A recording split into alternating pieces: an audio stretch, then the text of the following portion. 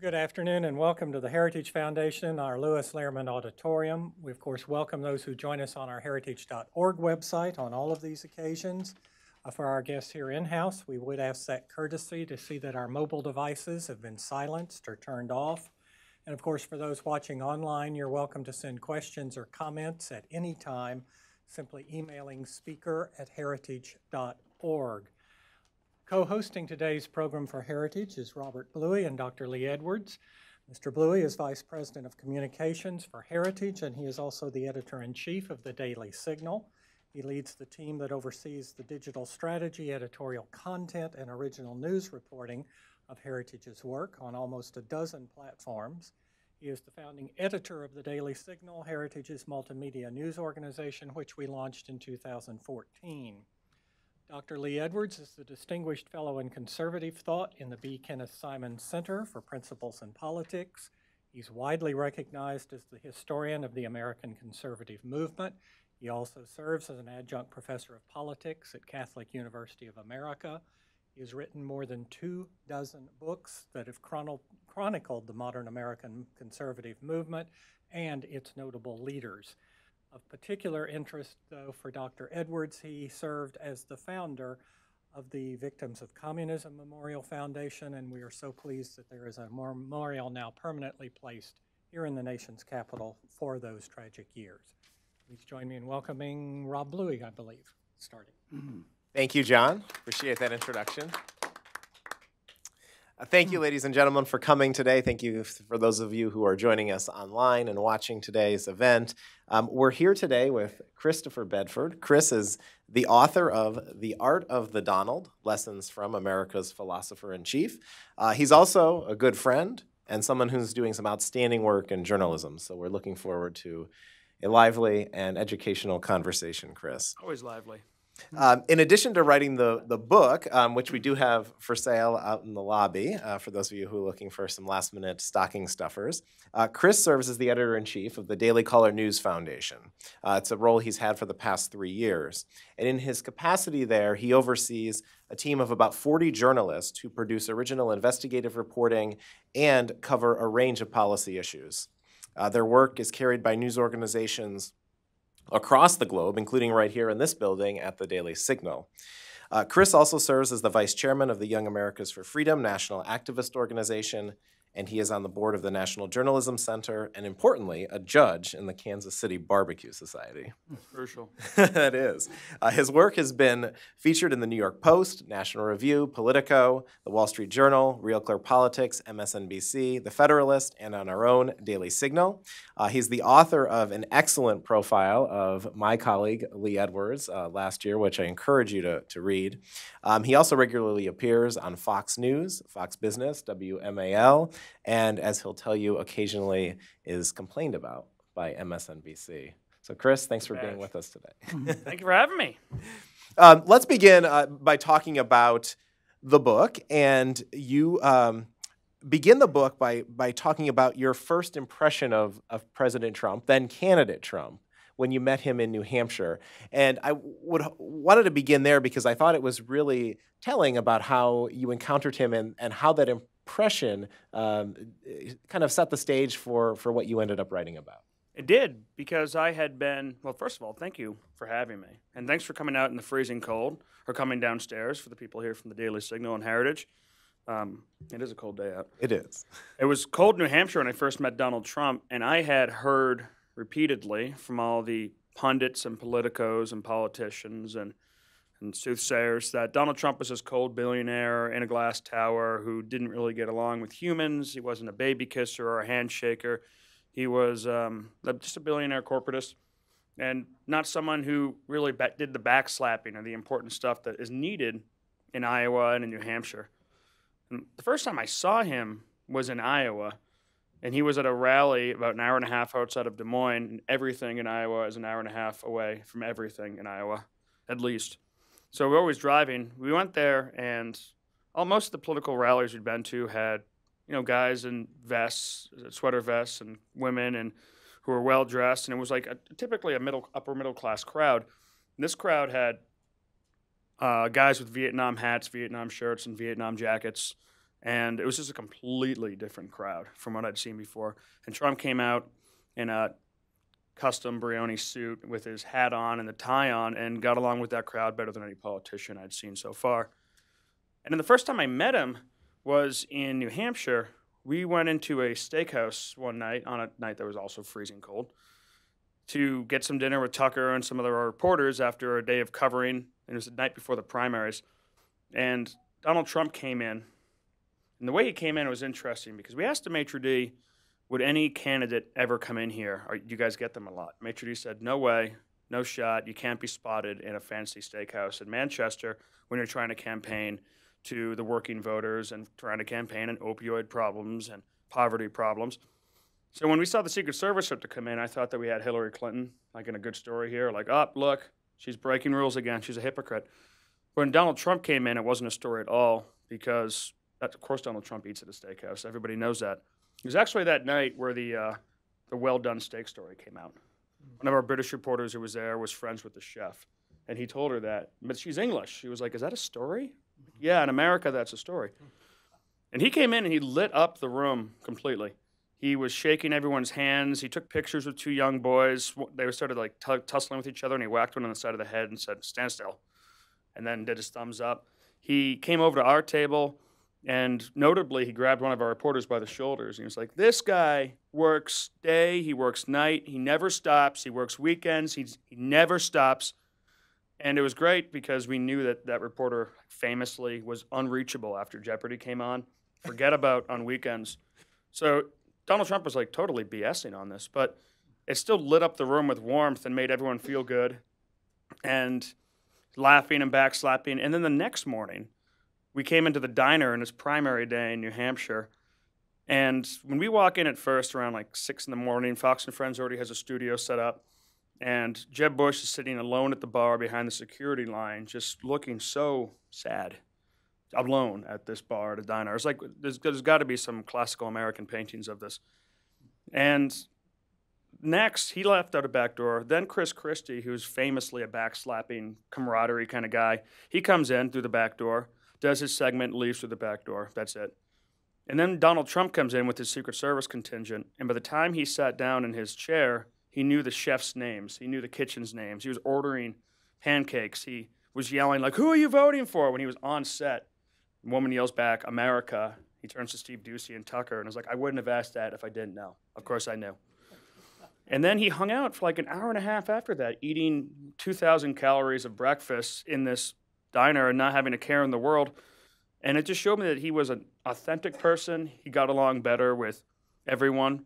He wasn't just another one of those politicians. And it most importantly showed me, which is one of the reasons I got into this book, that everything I'd read about him and heard about him was wrong. Why do you call Trump the philosopher-in-chief? Well, it's a little bit of two things. One is to troll and upset people, which is something he does very well and I like to do.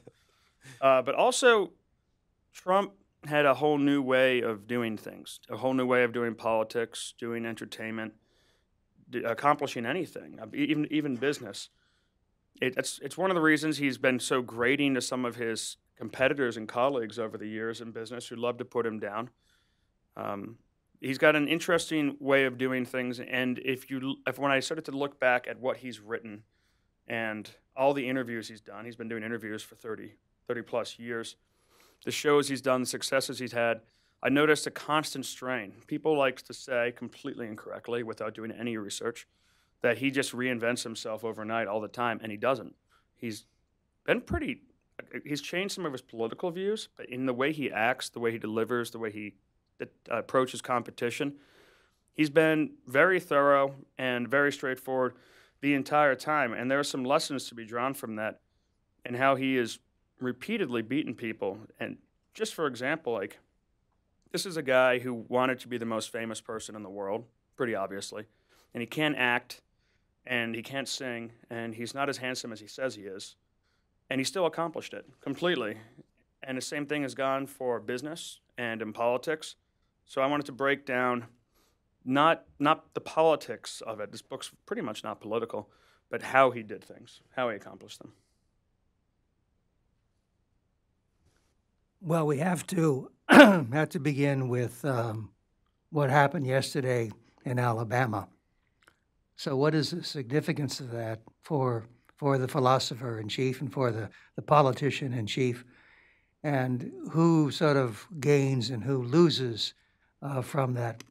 I guess part of that question is, how important was this election? The front page of the Washington Post made it out to be sort of, one of the most significant political outcomes maybe since 1980. Was it really that important? And what do we draw from it?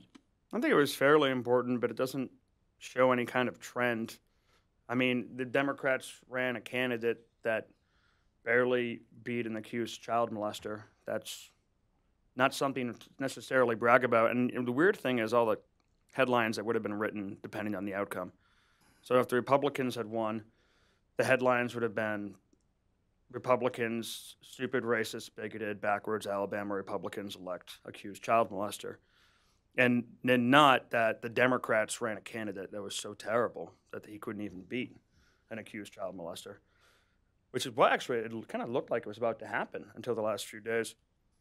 And the Washington Post and other news outlets, I think, are being disingenuous on this, both on the president's ability to sway this election, as any outsider's ability to sway this election, Steve Bannon's ability to sway this election. Anybody except for the people of Alabama who know Roy Moore really well. He's been a political folk hero there for decades, or at least a divisive character. It's obviously not good for the president's agenda because it makes it harder. But if the U.S. Senate, it just basically means that one less senator can do some stupid grandstanding show about how they won't, like, I won't vote for this thing that I campaigned for based on principle. I wrote a book. That kind of stuff is going to have to go by the wayside. The GOP still holds a majority. They could still pass legislation that they want to, but they're going to have to get in line more as a Senate and as a body to go against the Democrats.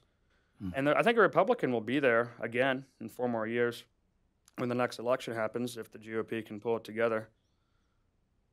So it's a ding on Donald Trump's ability to persuade local voters on a pretty serious issue, but not nearly as much as is being read. It was sort of interesting. I think I saw, I'm sure people in our audience, because you're all political junkies or else you wouldn't be here, something about in which he congratulated Mr. Jones. I thought that was sort of interesting, that he didn't take a confrontational stance against him and say, well, listen, you lousy, rotten so-and-so. He didn't threaten him. He just congratulated him and said, let's move on. So did that surprise you, that he took that kind of attitude towards somebody who had, in a sense, defeated him down in Alabama? It's not that shocking. Donald Trump has been defeated before. He usually gets more angry at people who stand in the way of his winning beforehand, and he can be very vicious. But when soundly defeated, he's not always been a sore loser. Sometimes he has. I was wondering about that. I saw that come out across last night. When we were covering the race. I thought it was a classy, good action by the president. And then I was waiting to see if 10 minutes later he came back with a solid punch. Yeah. And I was kind of surprised he didn't. I would give it another 2 or 3 days to see if he does, if he completely changes his tune. Like you see the original plan was to seat the winner on the 20th. And we'll see, already the Democrats are calling, no, seat the Democrat now, seat the Democrat now. Of course, because they want to change the outcome. Of the tax bill, which now the Republicans have to move very quickly on. I bet if you see that kind of thing come down and Trump's potential tax reform victory be threatened, then he may change his tune immediately. Right. Rob? Yeah, well, Chris, to follow up on that point, so you organize the book by various rules, and you have 30 of them. How does Trump, thinking about those rules, how does Trump overcome adversity? Because you write about cases where prior to his political life, obviously he faced adversity, whether it was in business or other dealings. How do you expect him to come through this and kind of the adversity that he faces on a daily basis, whether it's the negative news stories or the legislative defeats on Capitol Hill? Well, if you notice, here's the last time he came up against adversity in Alabama, actually. It was during the primaries when he was endorsing Luther Strange. And the night before, and this is this is the beginning of a story about how the first Republican culture war was won since Pat Buchanan coined the term, was the night before he knew that Luther Strange was going to lose the primary, so he completely changed the subject of the entire national discourse. Reporters were real, and watch for him to do that today, by the way, because reporters were looking forward to an entire week of slamming the president for having not had his candidate win the primary. And instead, they spent the entire week covering the NFL because the night before the election, the primary election, Donald Trump tweeted that it's wrong for NFL players, or said during a speech how wrong it was for NFL players to kneel before the flag and to kneel during the national anthem. Now, the way he outsmarted his multiple enemies was kind of his communications tactics here. He changed the definition of what they were talking about and went on the offensive immediately. It's kind of a Roger Stone rule to attack, attack, attack. And then once he had that message changed, he kind of used reporters and other people who would be his enemies, and you can do this actually in your life, use people who are so hard against you that they can't see, they have blinders on, use their own rage against them. And he turned reporters into the messengers of his message. Now in New York City, and maybe in parts of even Boston or Seattle, it may seem completely normal to kneel during the flag and disrespect it, but in the vast swaths of the country, it is not. And that's an obvious gut decision that this is not something that would be good. He got every reporter to go on there and try to make it very complicated, a simple civil rights issue, or an issue of police brutality, or an issue of individual rights to protest, and all these other things. And Trump kept his message extremely simple. Nope, nope, nope, it's about the flag. And his enemies were so assured of their righteousness in the media that he managed to get that they dragged on basically every single major Democratic figure to go on air and say, yeah, you're right, we stand with these millionaires and NFL players, these millionaire sports stars, in disrespecting the flag, and made total fools of them. The American public reacted. So it wasn't, and he basically won the first culture war. We saw declining NFL attendance, declining viewership. They started to backtrack. Maybe now they won't even come out in the field anymore. He kept it simple. He attacked. He used reporters as tools, and he completely redefined what the discussion was. Now, you'll notice that wasn't a win it didn't change the fact that he'd lost on Luther Strange. That was over. He couldn't undo that, but he could change the narrative for the next few weeks, get some points, and then basically barrel towards his own reelection by making fools out of his so numerous enemies. They can't control themselves at all. He can light their hair on fire with a tweet in the morning, easily. Well, let me ask you about that, because we saw that happen exactly yesterday morning with Senator Gillibrand. Trump tweeted, maybe he was a day too early, by the way, if what you're saying is he should have done that tweet today. But what you saw was, Democrats, liberals just launched into attack. Senator Warren used some very inappropriate language herself on Twitter and calling him out. It was a front page story on the Washington Post today. So you had the two stories, Lee. You had the story about Roy Moore, and then right there on the left column, you had the story about the Gillibrand tweet. Reporters seem to keep taking the bait, is what you're saying. They can't help themselves. Okay. They're stupid. One of the reasons I am a reporter, and I'm glad that there's all these reporters at the Daily Signal and a few others, is because most reporters are stupid and lazy and bad at their jobs, and you can't afford to do that when you're trying to work outside of the blob and the pack. Take it, for example, the Gillibrand thing, where Donald Trump kind of used a completely deniable double entendre for, yeah, she'll do anything for a donation. Basically, it's exactly the same thing he said about Mitt Romney. No one accused him of shaming Mitt Romney sexually when he said that. He used the exact same wording on a Democratic senator who is well known for changing her position, so it's completely deniable.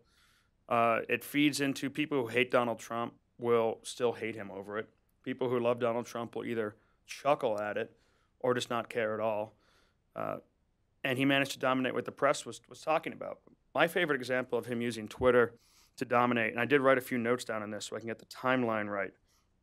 So on June 30th should have been an important date for conservatives. It's when Mitch McConnell promised a vote on repeal would happen by. He would get everything ready. Obamacare would be repealed. It'd be a cinch. Every single Republican had been campaigning on this for years. How could it not happen?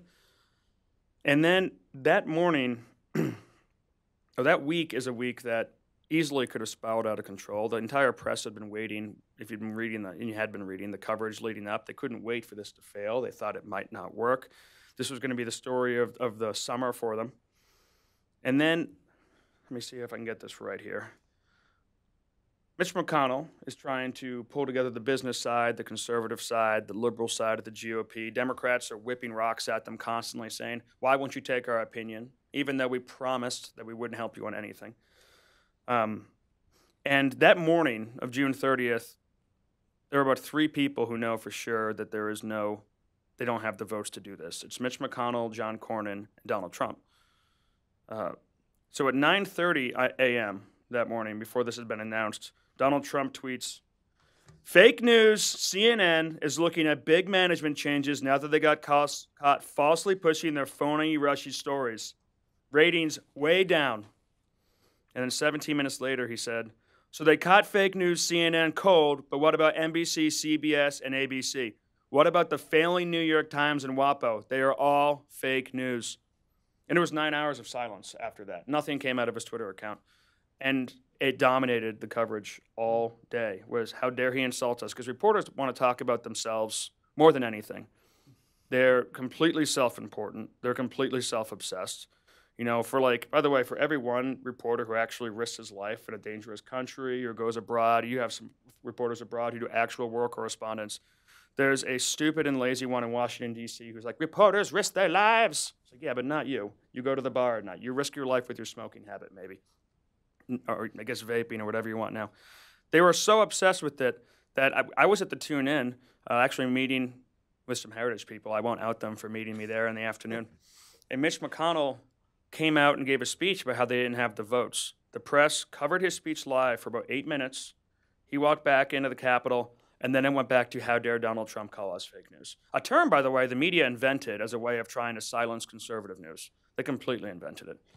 And Democrats pushed it all after the election. How could Hillary Clinton lose if not for Russians and Facebook? 2 days later, it was Friday, and the Republicans were about to limp home for July 4th break. And this is another opportunity for the press to change the narrative and say, wow, look at them. They didn't get the votes. Now they're going to go on vacation. They've completely failed their constituents, and they're weak even though they have the majority. At 9:52 that morning, Donald Trump tweets, "I heard poorly rated Morning Joe speak badly of me. Don't watch anymore. Then how come low IQ Mika along with Psycho Joe came," and then get my favorite part, the ... and everyone in D.C. is like, what's coming? "to Mar-a-Lago 3 nights in a row around New Year's Eve and insisted on joining me. She was bleeding badly from a facelift. I said no." And if you watch the news that day, it was so weird. It's actually a Thursday when this happened. All day, MSNBC had this banner, "Joe and Mika respond." 24 hours as countdown. It wasn't like countdown to Republicans limping out without having accomplished anything. It was this banner on how Joe and Mika, and if you lived in D.C., you would actually be believed that Mika was like a poor orphan girl who'd been kicked into the snow as opposed to an extremely powerful, wealthy woman with a massive media platform who hangs out at Mar-a-Lago. Then she wrote this really weird essay where she said her mother said she needed a chin tweak. It was like a lot of oversharing. It was super weird. It made her mother seem like kind of mean. And I was talking to a guy in Senate Leadership Communications on Friday, and he said to me, we weren't getting anything from Senate leadership. We had no idea what was happening, but the press didn't come. They didn't even care at all. And he said, it turns out one of two things, either Donald Trump's PR genius or divine intervention. Which one? You tell me. Oh. And I seem to link it. I seem to think that it's Donald Trump's PR genius more than divine intervention to cover up for Republican failures. And Brian Phillips, who was a great guy, he's been here. I think he's actually an alumni of the Heritage Foundation. He was doing rapid response communications for Senator Cruz's presidential campaign. And he told me that they had to continuously move their meetings earlier and earlier and earlier in the day and what they were going to strategize on, because by the time they figured out what they wanted to talk about that day, they'd call reporters all over the country, and the reporters would say, yeah, that's really interesting, Ted Cruz, but what do you say about Donald Trump's tweet on this? And Trump could dominate the conversation. Newt Gingrich called that noise, to be able to drown out the opposition, to be able to define what you want to talk about. And even when people think like, oh my God, I can't believe Donald Trump said that, at least they're talking about Donald Trump. And a lot of his supporters are laughing. I know some of the more intellectual supporters around here might be thinking, oh, jeez Louise, I bet your dads and uncles like it. And it's allowed Donald Trump to actively control what the press does. And even nowadays, occasionally you'll see like some hoity-toity think piece about how Donald Trump controls us, or some mea culpa, like we were all complicit in Donald Trump's election. But it doesn't change because they cannot help themselves. He outsmarts them repeatedly. We're coming up on the first year of Mr. Trump in office, and inevitably over the next 10 days or 2 weeks, you're going to be having people making judgments as what about his first year? What kind of a president has he been? Historians usually will say, well, a couple of things, and they would look at the two big issues, which are peace and prosperity. They would say, are we at war? And are most of the American people enjoying a better life? So looking first at those two categories, Chris, of peace and prosperity, how would you grade the president on his first year in office? Highly. Highly. We are still at war. We still have people who will spend this Christmas in Afghanistan and in Iraq and in Syria and in Africa and all the places the United States unfortunately has to be. Although ISIS has been defeated, and in no small part because of the change in military doctrine. It's not that Donald Trump is some kind of mastermind strategist who commands U.S. armies abroad, and it's not that Donald Trump has tripled down or quadrupled or drawn down forces. It's that Donald Trump's allowed the United States forces to shoot bad guys, which is a change. He hasn't micromanaged. And if you look at commanders, if you do look at the polls of commanders on the field, they basically across the board say that Donald Trump's allowed them by just untying the might of the U.S. military and allowing them to confront our enemies and defeat them has changed the way that they are able to fight and how effective they're able to be. Of course, prosperity has been incredible, but Donald Trump, I would caution him against tying his popularity to the stock market as closely as he has. Of course, stocks respond to the executive, but a lot of the economic, like the health of an economy doesn't change because he was inaugurated in January. A lot of that was done beforehand. And the stock market could fall. And it could be completely independent of something that Donald Trump does. And if he ties himself too closely to it, then it will reflect poorly on him. He hasn't been able to accomplish his whole agenda, of course. Largely that's because of the Senate.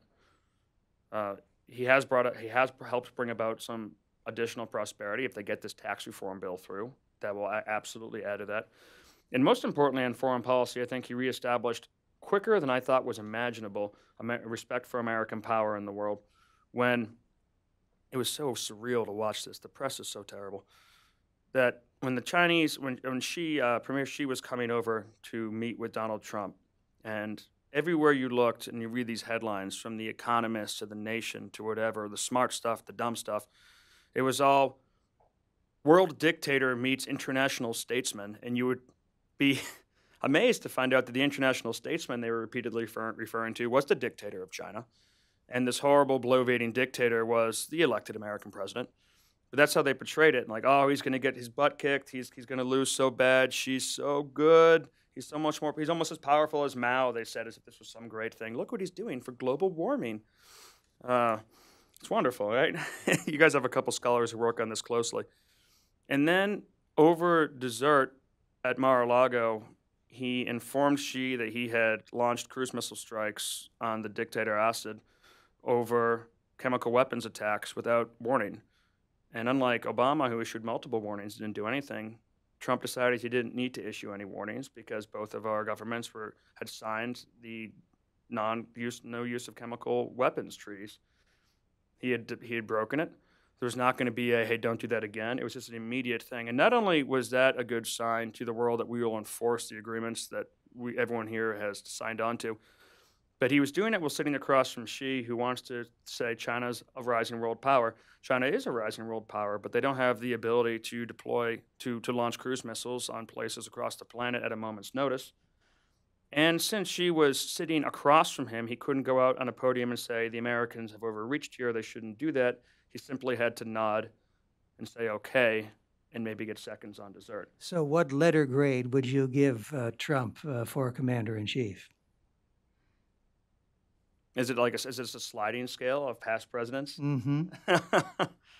I would give him an A for that then. I would give the Senate a D, and I'd give the House a solid B+. I think he's had a lot of difficulty with Mitch McConnell, but he's gutted the regulatory state. He's reestablished America as a power that should not be messed with. He's embarrassed foreign enemies. He has caused China to make its most meaningful, completely BS steps toward reining in North Korea, at least. No, it's not all the way, but it's getting there. He has defended American religious liberty, and he's done everything he can as an executive to undo the massive overreach of our previous executive. But it's still year one, and what I would really like him to see is hire more conservatives and put them into positions, because right now his government is still moving along with way too many Obama appointees.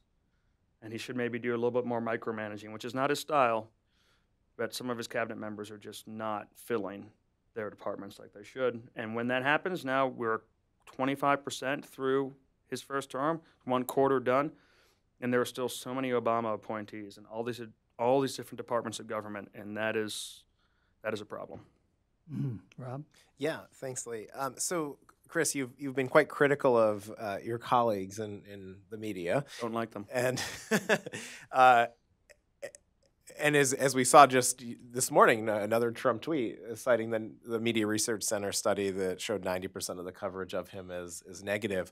I wanted to ask you, as an editor-in-chief yourself of the Daily Caller News Foundation, a leader of that newsroom, how do you approach the news in the Trump era?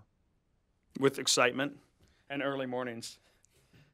We've had to move everyone's schedule up entirely because the president starts making news before most reporters have shaken off their hangovers, and that needs to change. You need to be in the newsroom constantly. But we've approached it the same way we did during the Obama years, which is if you follow the pack, you'll die. And the pack is a really stupid thing. Like you saw, was at the press conference 2 days ago, when right after the New York terror attacks and tax reform was on the table and there was an election coming up, and every single reporter down the line asked about accusations against Trump for sexual harassment because they think like a group. And if you're ever in there in the White House press room, if you ask a question which is off subject from the last 4 questions, they look at you like you're a monster. So you can never, ever follow the group. And we have avoided the trap which has caused so much chaos in the press this past week especially, which is they break one of the top ethical rules of journalism, which is to not assume malice in the person that you're covering or the subject you're covering or the organization you're covering. You know, they keep on making these mistakes in the mainstream press where they over-accuse the president, they reach too far. ABC had to, really embarrassingly, suspend one of their lead reporters without pay and bar him from covering the president. CNN, which now considers itself the resistance, has decided they're not going to disclose how they got a story so incredibly wrong. They're going to protect their Democratic sources, and they're not going to punish anyone, which is insane. Dave Weigel, a great guy from the Washington Post, had to quickly apologize and then spent a whole weekend being embarrassed by the president. Those tweets were fire. And all of this, though, is overreach because they assume malice. They look at something that's happened and they assume that Donald Trump's trying to do the bad thing, trying to do the wrong thing. And you shouldn't do that. You should assume that maybe it was a mistake or maybe this didn't happen at all. And if you look at, I was researching this week, major corrections on Clinton scandal stories. I found one. And it was the New York Times apologized for saying that the Department of Justice was investigating the Clintons and the server, which, by the way, turned out to be completely true. But at the time, I guess they hadn't gotten their sources down. You see these mistakes repeatedly made, and they're always made against Donald Trump. Always. It's never somebody gives him too much credit, too much gentleness. They're too gentle with them. It's always that they assume the worst, and they often end up wrong and embarrassed. And that's an issue that I've worked on to keep out of our reporters, to keep them from making those kind of mistakes. And I keep them working hard, keep them there early, and then buy them a few beers in the afternoon so they don't go to happy hour, and then keep them there working late. And you get a hunger when you feel like you're fighting against the Goliath of these major, incredibly wealthy news organizations. And then we take those reporters and we try to spread them out to other outlets and get them hired by other people. It's kind of spread the DCNF's training and how our reporters learn. And you've come in and spoken with our reporters, and we bring in big intellectuals and industry leaders to talk with them and try to teach them so they can navigate around the swamp and be better at their jobs. Thank you. Thank you. Lee, do you want to open it up, or did you have any Yes, others? I think so. Yeah, let's go do that. to the audience, and We please. have a microphone there. And if you could just state your name and if you have an affiliation.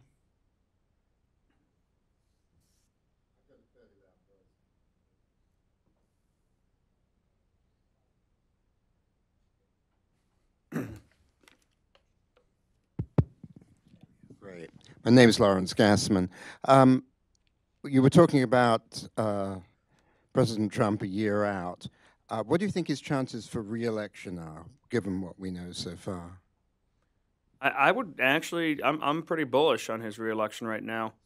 Not because I think that the Republican Party deserves to maintain power after their rather embarrassing hold of it, but because the Democrats deserve to lose power and they haven't learned a single thing.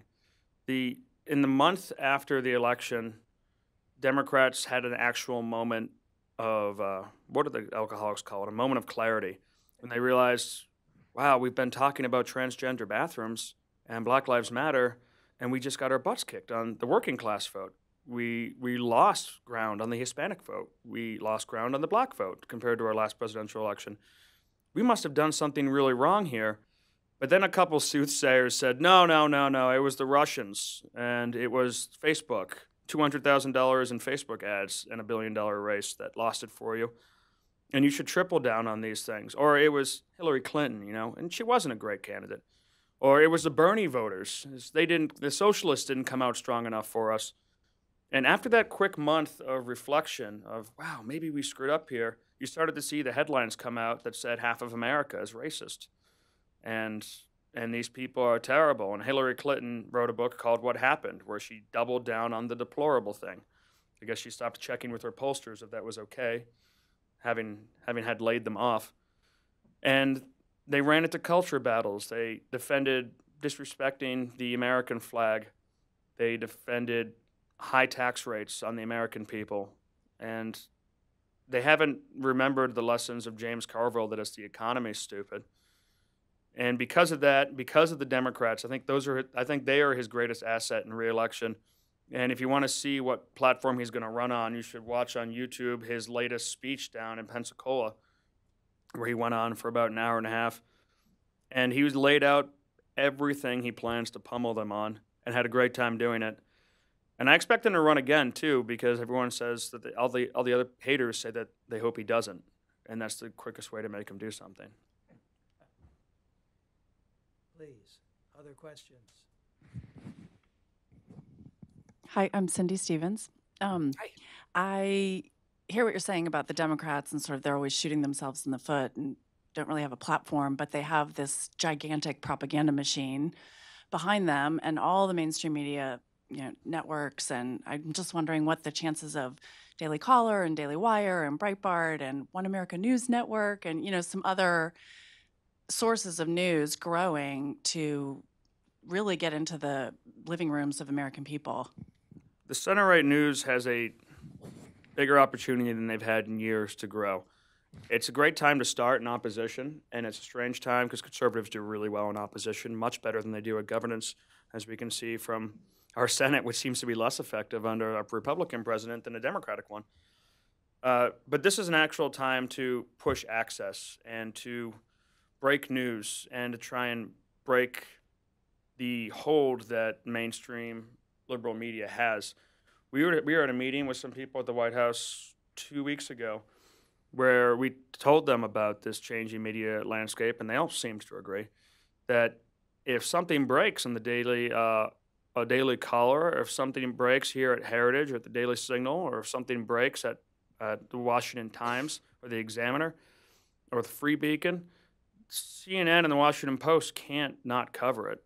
They have to. This is the news. And the GOP consistently makes this mistake of giving stories to major liberal outlets that will pummel them for it and change the narrative. And it'll be days before someone realizes that this emergency stop on immigration from certain countries isn't a Muslim ban, because for some reason the guys at Politico and the Washington Post got it earlier. I thought we got that message through, but if you'd noticed, unless you guys were invited and we weren't, the Department of Justice has hosted Politico and Washington Post last night to look at all the leaked texts. I thought, wow, I guess we'll have to repeat ourselves. Because I don't recall having been invited to that. So it's an uphill battle to try and change the communications and the communication staff's points of view to give conservative press more access. But we have 18 million different people coming to our website every month. Then our reporters and your guys' reporters will go up on television and Fox News and on CNN and MSNBC and reach well more people and can absolutely change the discussion. The trick is, if we have to get it through the heads of political communication staff, which often are about as smart as reporters, and it can be a little difficult to teach them things. But I think we'll make some progress, and the next few years are absolutely, as I've told my reporters repeatedly, your time to shine, your time to fight back, your time to differentiate yourself from the unthinking press, your time to call BS. We've started a fact-check team to change the narrative that has been led by completely liberal fact-checkers. You know, a few weeks ago, I think it was Wisconsin PolitiFact or something. It's one of their local ones. One of their fact checks was used in a Republican candidate's ad for a reelection. He was like, look, they said this. And the newspaper went back and changed the result of their fact check to make it wrong and then called the candidate out on it. So we're trying to do different fact checks. We just got accepted by the Poynter Institute to actually join their team. Congratulations. Thank you. We'll be outnumbered. But the GOP, with the GOP in this short time in power, and with Donald Trump, maybe the first independent we've had in the White House since the Civil War in the White House, it's time for a conservative press to shine. And with the press losing its mind, where regular people who didn't believe us crazy conservatives at Thanksgiving that the press is leftist, the press is biased, are now seeing it so obviously. I mean, Jim Acosta is out there. He's an advocate and like a stage actor, and it's a little weird. And people are seeing that, and you no longer have to parse through, well, they chose this word, or they shaded it this way, or they called it pro-gun people versus safety rights people, and things like that. Now it's so obvious you don't have to parse through any of it, and they expose themselves repeatedly, and that's a good time for us.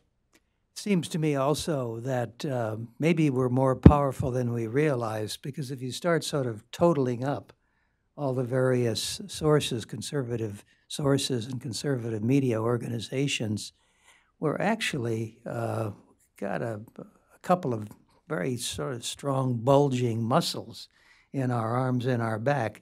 I know, for example, Rush Limbaugh is at the highest point right now, 20 million listeners. Well, Drudge is still, I believe, leading the way with his things.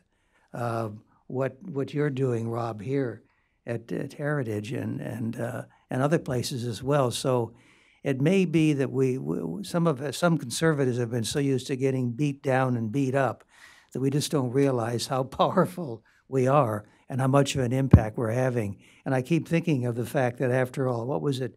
61 million people did vote for Mr. Trump. That's a fair number of people, and you can build quite a party and quite a movement on 62 million people. And even though it's correct that most, CNN, ABC, CBS working over these stories, it does sometimes feel surreal complaining on Fox News that the media is not covering something into millions of televisions simultaneously from a media platform. Right. I always have to parse them, except for us. Questions, please. Hi, my name is Terry Ryan from the Daily Ripple. It's a nonprofit. And you sort of started into it as far as the fact check thing. And how, as the editor-in-chief and also kind of the mentor and guide for your journalists and things,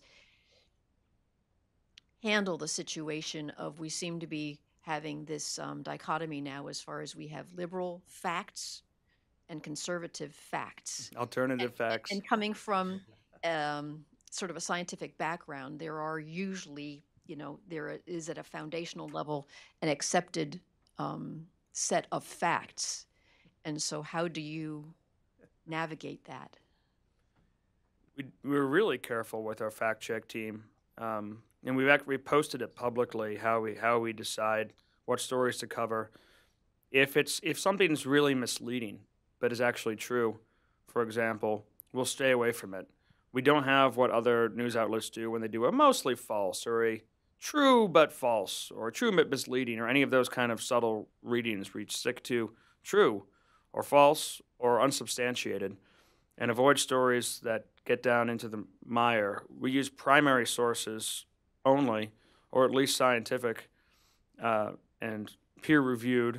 We stick to those. We call up multiple people, and we're not afraid of getting an outcome which maybe I didn't expect.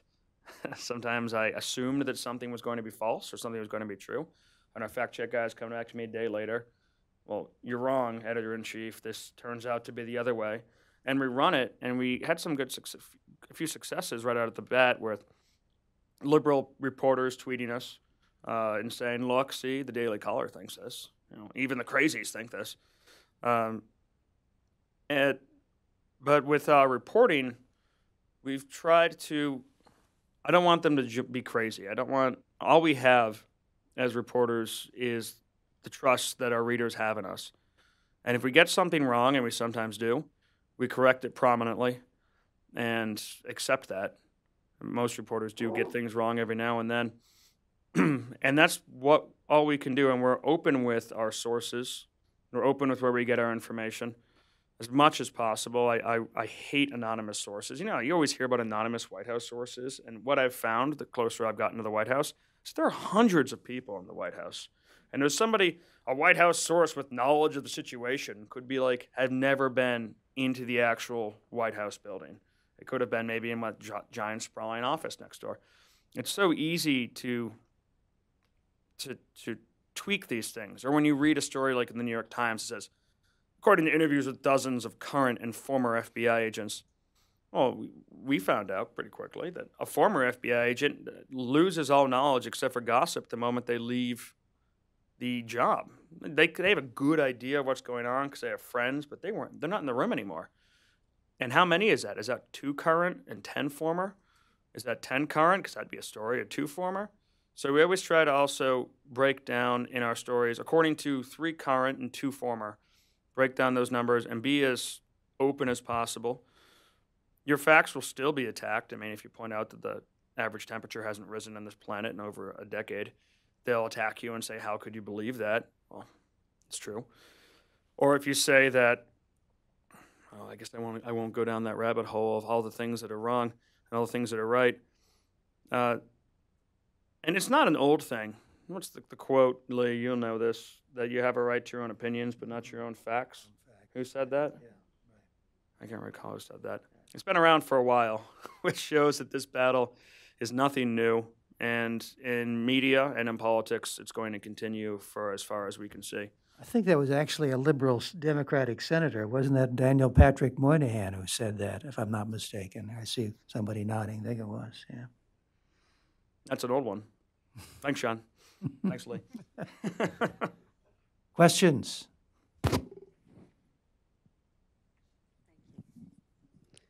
Yes, good afternoon. My name is Louisa Paris. I am a visiting Fulbright scholar from Mexico. I'm a professor of international relations.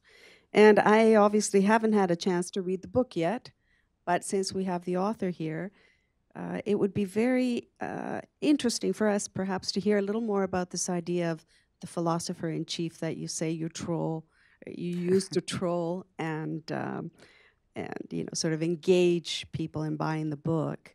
Could you go deeper into that, since you have an idea of this man who stands out as an example, perhaps, of the American dream or a success story? How much of that do you cover in the book? Quite a bit. It took a lot of research because, as my dad will tell you, business is not my forte. That's why I went into journalism. But I broke it down. Can I borrow this for a second? I broke it down into 7 different sections on larger life and things, and I tried to make it things that people can use in their day-to-day life. And I dedicated it to you all, even the haters and losers, which upset Katie when she saw that. Why'd you do that? So I broke it down into how to build your empire deal by deal, which is not, not all of us are building skyscrapers and running for president, but we're all building our own little fiefdoms, our own little lives. How to embrace chaos, which is something he's always done throughout his life, where most people run from chaos. He's embraced it. How to keep friends and create allies, get your message out. How to deal with critics and other haters and losers. And how to win so much you get tired of winning, and then finally how to live the good life. Notice that Donald Trump's the first president to eat like a normal person since Bill Clinton.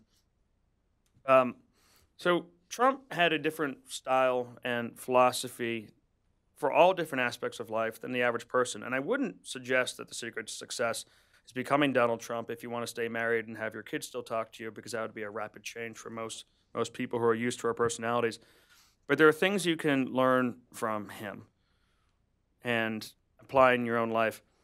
One of the things I think he did most successfully was when he came into American politics, and especially after the Supreme Court decided that spending can be considered free speech, and everyone in America lost their minds that now whoever's got the most money is going to win no matter what. Whoever has the backing of the party, poobahs, is going to win no matter what.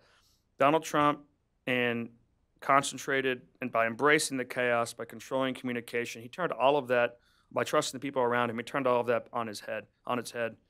By all political expectations, the person with the most money, the most senior advisors, the backing of the party, the best ground game, Jeb Bush, was going to win, going to absolutely crush it. Donald Trump redefined him immediately. Donald Trump caused chaos in his communications. Donald Trump embraced the chaos of the party. It's kind of hard to find out if the party died and Donald Trump took over, or if Donald Trump killed the party and then took over and is now recreating it. I don't know which comes first. It's like when Walmart moves into a town. I'm like, did the town go to crap after that or before that? I don't know. Sorry if they're donors. And the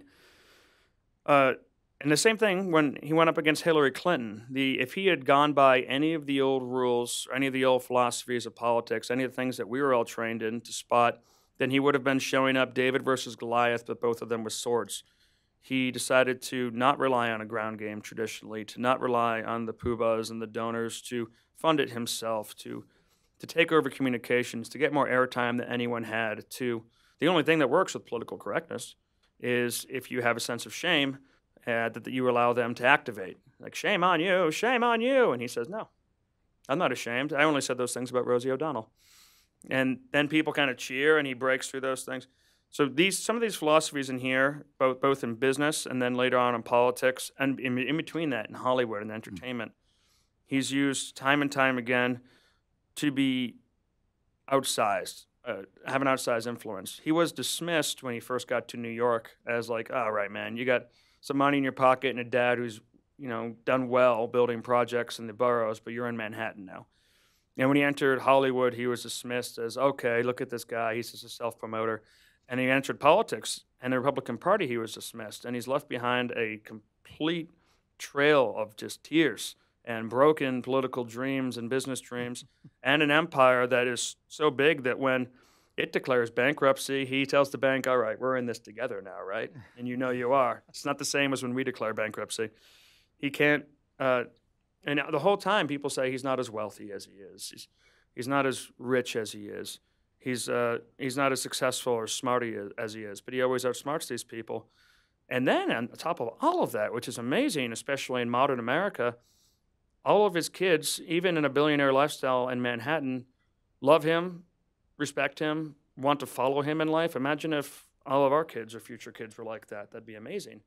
None of them have problems with drugs. None of them have problems with alcohol. And that's through 2 divorces and multiple women.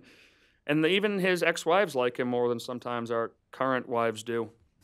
It's all testament to the guy has something to him which has been routinely dismissed and ignored by the press and by his critics. But to look closely at his successes, both personally and professionally and then politically, there's a philosophy there which should be explored. And if people can just get past the red they see when they see Donald Trump in their eyes or the way their hair catches on fire, then they could learn something from it. And it's a good Christmas gift. Thank you. We have time maybe for 1 or 2 more questions. Yes, sir. Fred Banach. I'm a Gold Star dad. I got 3 other kids serving in the military, and I'm also work with the Daily Ripple. I just have a question about Donald Trump. I mean, I've stood a foot from him 3 different times, and would you say he lives in a bubble there, or does he really have a grasp on what's going on around him with his staff? I mean, do they hide all this information from him? Because it seems that back in December, everybody else but him knew about Flynn lying, and I'm just wondering how does he get away with not, I don't know anything about it. They didn't tell me. He doesn't seem like a guy who doesn't have his finger on the pulse of everything that's going around on him. Well, he's certainly not a micromanager, and he's made some bad hiring decisions in his life, especially during the political campaign. So with the business life, he had to change everything. In business, he brought people up from being bodyguards, people up from being caddies. He cultivated talent and loyalty amongst staff for decades. And folks who had started out in minimum wage jobs in his empire and his golf courses and his businesses ended up being executives and part of a very small, very lean team of people who he could count on and who, while they competed fiercely with each other, it's not like they could leak attacks on each other to the press because no one really cared if this executive didn't like this executive. And that's changed completely with politics. The people who we would call early Trump supporters, like Corey Lewandowski, Mike Flynn, were people he'd basically just met. Most of the team he had in the business side weren't able to necessarily do politics, so some of the people who've lasted the longest are people who... Yeah, and Manafort, it turned out, was sketchy. It's funny, actually, you know Paul, right? Manafort was brought on as someone who knew how to navigate a RNC, the Republican National Convention. He made some bad hires right off the bat, and he fired those people pretty quickly. Corey's gone. Corey told him, and he does respect people who come out and say, I'm the best. Corey went up to him in New Hampshire and said, I'm the best. I can do this. I'll win for you. Corey is not the best. He's not really good at much except for Corey Lewandowski. And Trump had to fire him. Trump had to fire Manafort. Trump had to fire Flynn. And Flynn, somebody who was a pretty widely respected U.S. general, turned out to have so many issues, so many problems.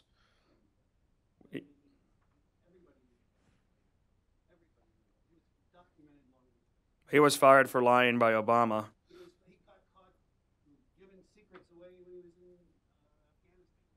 in Afghanistan. And it turns out, well, I guess maybe some more civilian people like Donald Trump would have seen him as respected, just like maybe it was an open secret that General Petraeus had a lot of people who didn't like him in the military, but if you were just watching the news, wow, look at this guy, he's a hero. I don't think Donald Trump lives in a bubble. He actually, I think, understands more about America than a lot of politicians do. He doesn't rely on the polls. He relies on watching television, being immersed in the culture, and having a lot of the same tastes and consumer habits that most of us do. And because of that, he is not always as careful as some politicians are. He also has a habit of sending primary people to deal with any situation. He bragged about this. This was part of his real estate thing. If he thought that a contractor was laying cement incorrectly on the 3rd floor of a building, he'd go down there and yell at the contractor, not have someone else do it. Or he'd have his sons do that. That backfired a little bit when you're dealing with Russians and dealing with some of these other characters. They sent an opposition research person with connections to the Kremlin to talk to the campaign. And if that had been Rubio or Hillary, they would have said, send a lawyer to meet with their lawyers. But Trump, because of his old business dealings, was like, send my son and send my son-in-law and see who else wants to go. He always wanted to have primary people, the people who are decision makers in the room, and that has backfired on him a few times. But answer the question, does he pay attention to what's going on? I mean, is this all just delegated stuff, or is he actually knowing what's Well, I think you have to realize the gentleman watches how many television. He's always watching television, and not only Fox, but also people on the other side, MSNBC. So obviously he is making sure that he personally is aware of what's going on. He doesn't always make the right decisions, but I think it's not fair to say that he lives in a bubble because the media is making sure, both the positive media and the negative media is making sure that he doesn't live in a bubble, and I think that's pretty clear. We're here to ask questions and not debate. If you'd like to come up and discuss that with our author afterwards, be happy to do that. I do want to call attention to the fact that, and we appreciate so much your coming out, but we're here to sell books. That's a laugh line. You can laugh line on that. Not all of you are laughing, but how much does it cost, Rob? $15. $15. Going for only $15. Ladies and gentlemen, this is a bargain. And I'm sure that the author would be happy to sign it. Of course. I think that After. here is a young reporter, here's a young editor, and I couldn't help but think it was a very famous, I think it was H.L. Mencken who said that the duty of a journalist and a reporter is to comfort the afflicted and to afflict the comfortable. And it seems to me that's one of the things that Chris Bedford is trying to do, and what he's trying to impart to the young men and women who are there down with him at the Daily Caller. So please join me, if you will, in thanking him for being with us and writing a very, very interesting book. Thank you, Lee. Thank you, everyone.